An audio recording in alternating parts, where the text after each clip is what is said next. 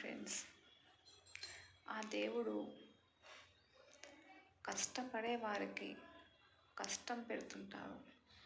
ఎందుకంటే కష్టం పడుతుందా కష్టం పడదా అని చెప్పేసేసి అలా అని చెప్పి ఆ దేవుడు ఎంతగానో కూడా పెట్టద్దండి. ఈ ఒంటరి పక్షికి కష్ట సుఖాలు అనేది ఆ దేవుడు కట్టుకున్న వాడితోనే పెట్టాడండి. ఇది రియల్గా చెప్తున్నాను. కట్టుకున్నవాడు మనకంటూ ఉంటే ఒక తోడు ఉంటుంది.